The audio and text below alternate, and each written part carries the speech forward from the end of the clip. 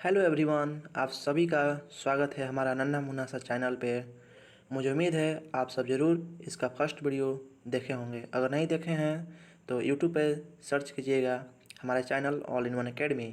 उसमें जाकर playlist check कीजिएगा, आपको इसका पहला वीडियो मिल जाएगा। तो आइए इस वीडियो में हम देखेंगे कि सॉलिड कितना टाइप्स का होता है या कितना प्रकार का होता है, एमरफस सॉलिड क्या होता है, क्रिस्टलाइन सॉलिड क्या होता है। और हम आप सबसे ये गुजारिश करना चाहते हैं, इसका पहला वीडियो ज़रूर देखिएगा, तभी ये समझ आएगा। चलिए बिना समय को बर्बाद कर किए हम लोग अपना दूसरा वीडियो आज शुरू करते हैं। तो देखिए दोस्तों, यहाँ साफ साफ लिखा है कि solid can be divided into two types on the basis of हाइपरजार्ड एंड रेगुलर अरेंजमेंट। ठीक है, सॉलिड क्या है, दो प्रकार में डिवाइड हुआ है। पहला जो है वो है क्रिस्टलाइन सॉलिड और दूसरा है एमरफस सॉलिड। क्रिस्टलाइन सॉलिड और एमरफस सॉलिड में हम लोग डिफरेंसेस समझेंगे। तो देखिए, पहला डिफरेंस है regular arrangement of constituent particles.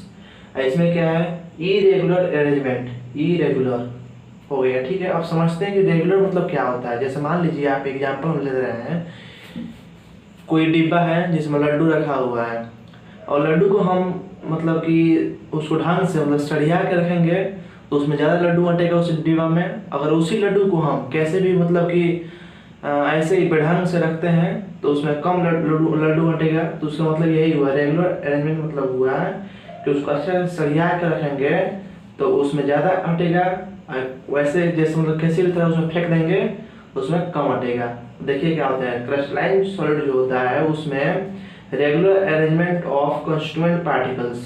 हम कंस्टिट्यूएंट का मतलब बताए थे कि इसमें क्या होता है फर्स्ट वीडियो में। कंस्टिट्यूएंट का मतलब होता है एटम हो सकता है, मॉलिक्यूल हो सकता है, आयन हो सकता है। ठीक है, और देखिए ठीक उल्टा इसका क्या होता है एमरफस सॉलिड में, जो कि एमरफस सॉलिड में irregular arrangement of constituent particles मतलब कि इरेगुलर मतलब कैसे भी लड्डू जो है डिब्बा में कैसे भी रख दो, कम अटे या बेसी अटे उससे कोई मतलब नहीं है, उसको हम लोग बोलेंगे एमरफस सॉलिड। ठीक है, अब देखते हैं सर, पहला प्रॉपर्टीज तो हो गया, दूसरा प्रॉपर्टीज क्या है ट्रू सॉलिड। यहाँ ट्रू सॉलिड का मतलब क्या हुआ, मतलब यहाँ पर फिजिकल प्रॉपर्टीज कोई काम नहीं करेगा इसके ऊपर। मतलब मान लीजिए हम टेम्परेचर बढ़ाएं, प्रेशर बढ़ाएं, इसका मतलब कि एकदम सच्चा वाला है, धोखा नहीं देगा। ठीक है, इसको बोलते हैं ट्रू सॉलिड। ये फॉल्स सॉलिड, ये फॉल्स सॉलिड मतलब, और इसको कभी कभी हम लोग सुपर कूल्ड लिक्विड भी बोलते हैं। क्यों बोलते हैं हम लोग कुछ देर के बाद इसको समझते हैं, इसी वीडियो में समझेंगे। आप वीडियो के अंत तक जुड़े रहे हमसे। ठीक है, अब तीसरा जो प्रॉपर्टी है कट एज इज क्लीन, मतलब मान लीजिए हम चाकू से अगर इसको कच्चे देख काटेंगे ना तो मतलब बहुत ही शार्प कटेगा। और ये जो है एमरफस सॉलिड में ये कट एज इज रफ, मतलब टेढ़ भक्कर कट जाएगा। ये एमरफस सॉलिड में होगा। और ये क्रिस्टलाइन सॉलिड में कुछ डिफरेंसेस हुआ, इसका डिफरेंसेस और है जो कि हम इसको मिटा के और लिखेंगे। तब तक के लिए आप इसको उतारिए। तो ये जो अगला डिफरेंसेस है यहाँ पे लिखा हुआ है, जैसे लिखा है यहाँ पे कि शार्प मेल्टिंग पॉइंट, मतलब कि मेल्टिंग पॉइंट जो होता है शार्प होता है, मतलब हाई होता है। इसमें no sharp melting point, amorphous में लो होता है या मतलब कि होता ही नहीं है, कोई भी टेम्परेचर पे सॉलिड हो पिघल जाता है। फिर दूसरा क्या है long range order of constituent particles.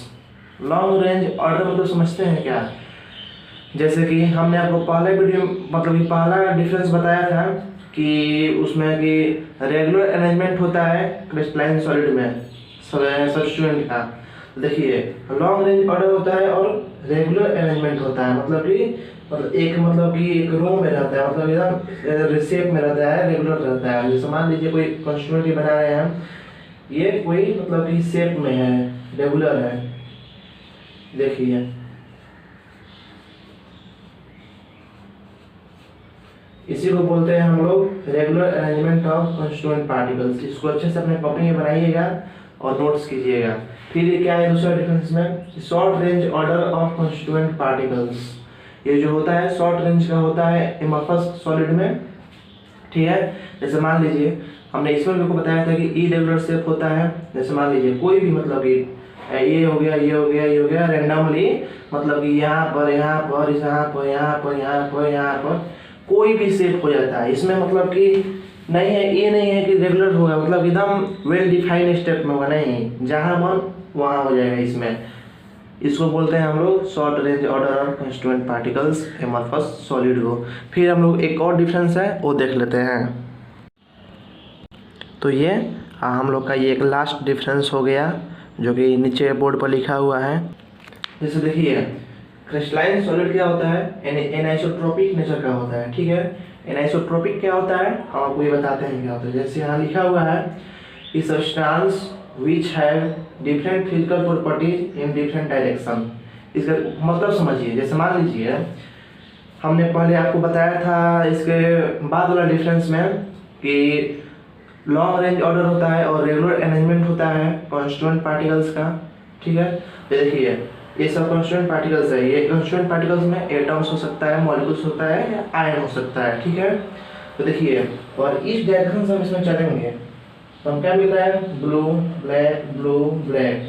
ठीक है, अगर हम लोग अपना डायरेक्शन चेंज कर दें तो हम लोग क्या मिलेगा देखते हैं। जैसे मान लीजिए ऐसे चल रहे हैं, ऐसे क्या मिल रहा है हम लोग को, केवल ब्लैक मिल रहा है, यानी कि डिफरेंशन एकदम क्लियर लिखा हुआ है। लिखा है कि सब्सटेंस विच है different physical properties in different direction. समझे, मतलब कि और डायरेक्शन चेंज कर देंगे तो फिजिकल प्रॉपर्टीज डिफरेंट मिलने लगेगा। ठीक वैसे ही इसमें एमॉर्फस सॉलिड जो होता है आइसोट्रोपिक नेचर का होता है।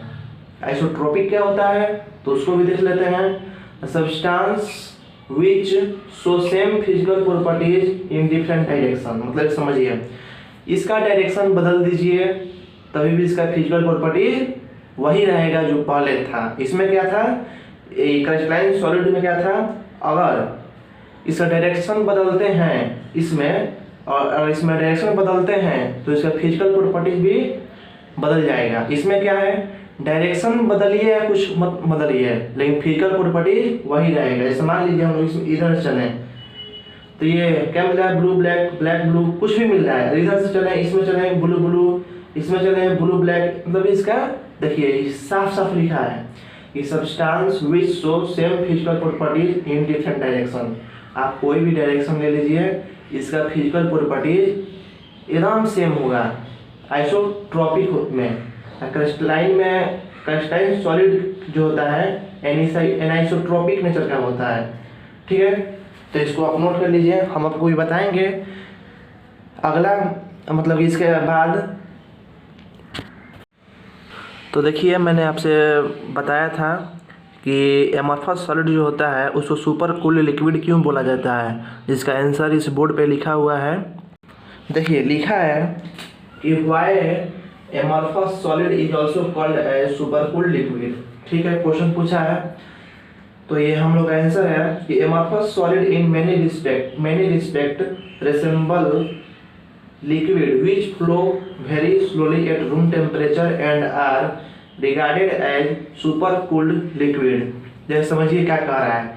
जैसे मान लीजिए कि हम लोग का जो घर का जंगला होता है शीशा वाला, मतलब कि वो बहुत साल के बाद थोड़ा मोटा हो जाता है। क्यों होता है वो मोटा, आप ध्यान से देखिएगा उसको, चाहे शीशा गिलास हो वो मोटा हो जाता है। क्यों, क्योंकि देखिए क्या होता है, मतलब कि क्योंकि जो ग्लास होता है हम लोग का, या शीशा ग्लास हो या कांच हो, वो रूम टेम्परेचर पे, मतलब यहाँ लिखा है कि which flow very slowly at room temperature and are regarded as super cooled liquid.